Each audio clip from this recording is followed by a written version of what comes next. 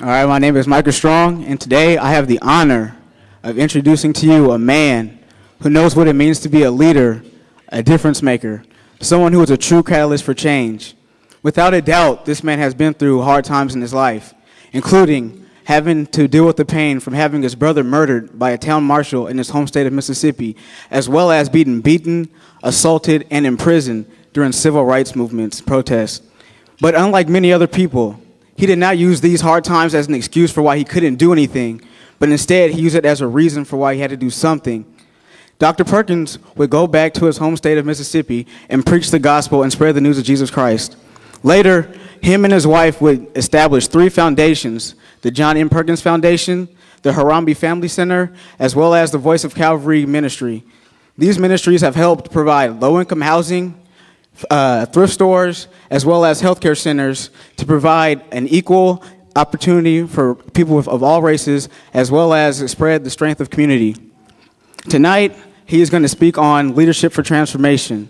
He should know because he's been the one who has earned 8 honorable doctorate awards, as well as written 9 books on race, equality, justice, and community.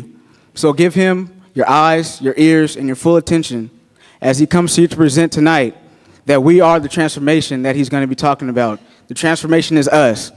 So without any further ado, I bring to the stage Dr. John Perkins.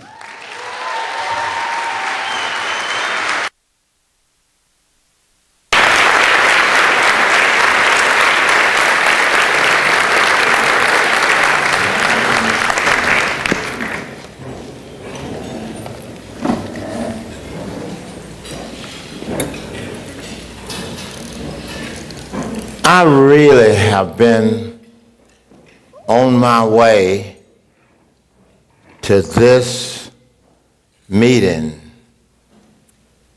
to this evening, for 50 years. And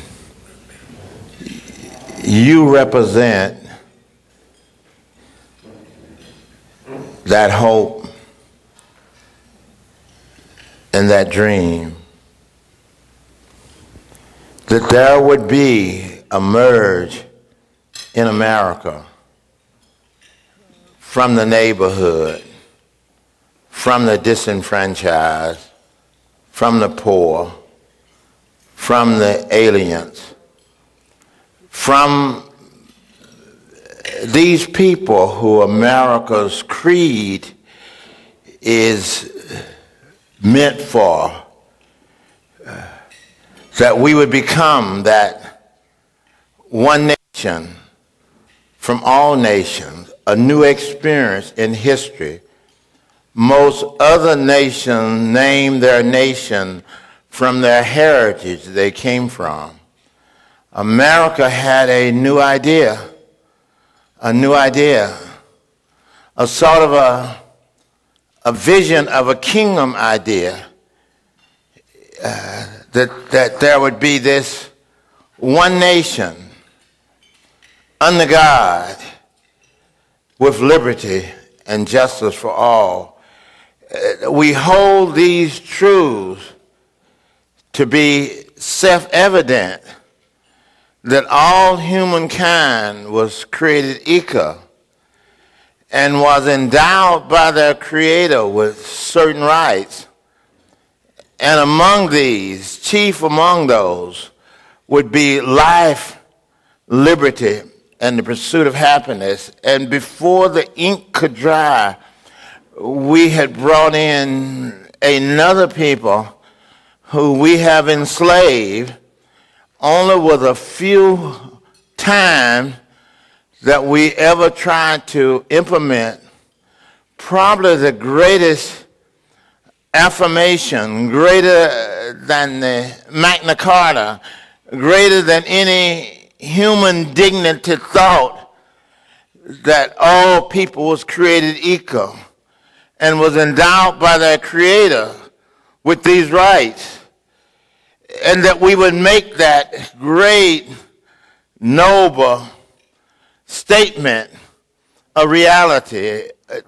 Tonight, I believe that we are fulfilling what Moses said that God would raise up from among you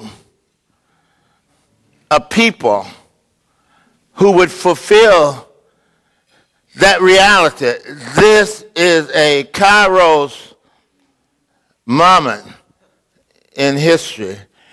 You are that group from among you, that post-racist generation that could make this nation what we intend it to be.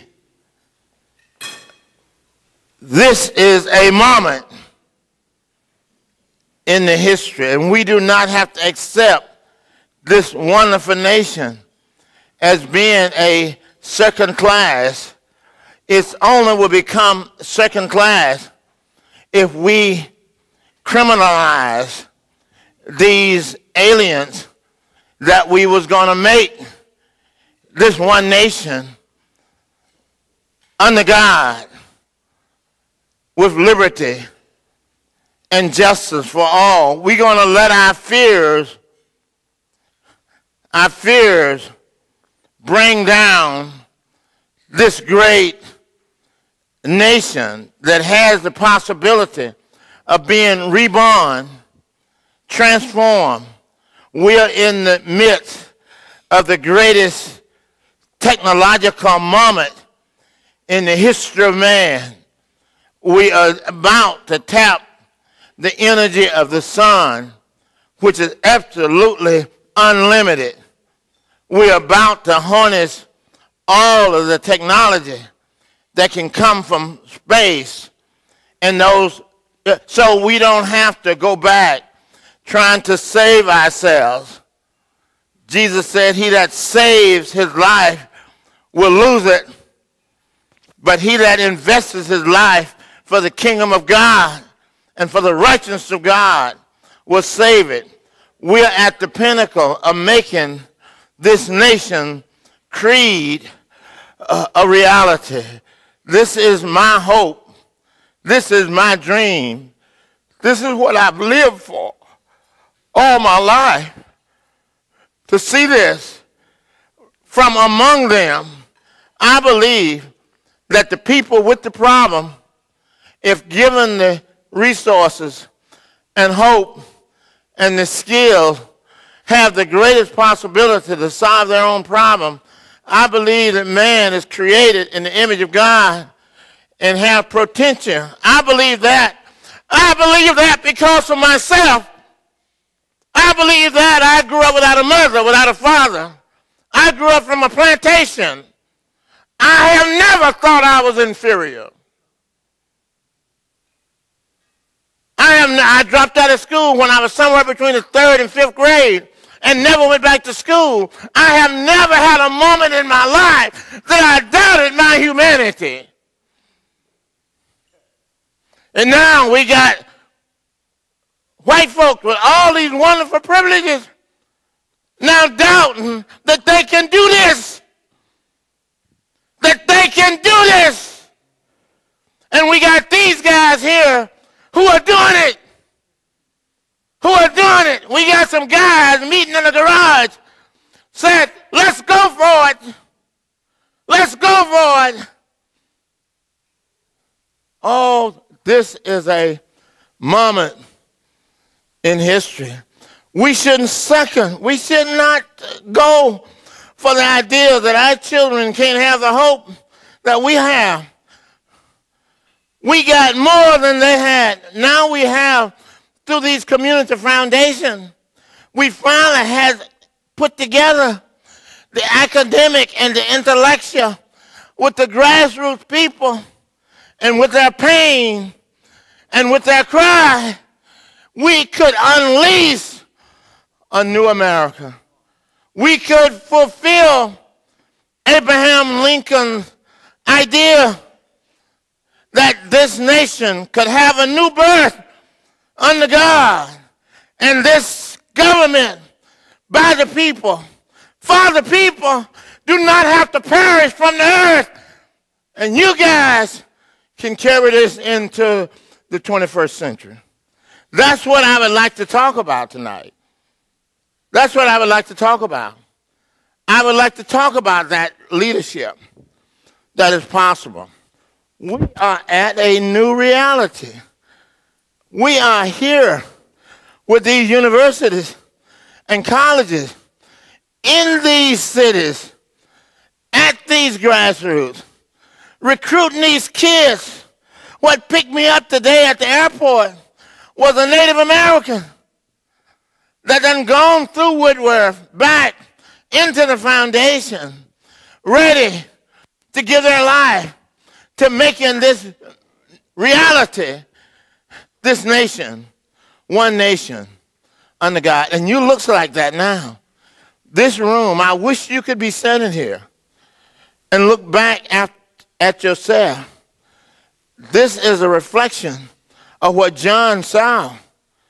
And when he looked into the kingdom, he saw there, this is what it looked like on the day of Pentecost.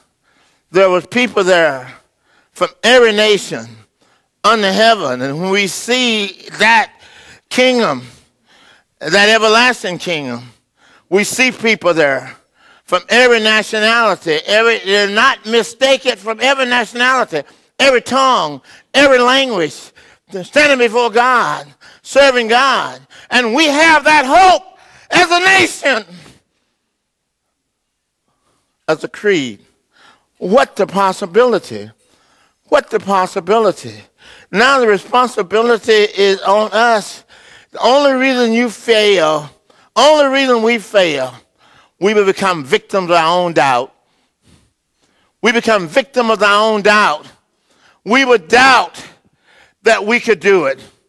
We would doubt that God wanted this to happen.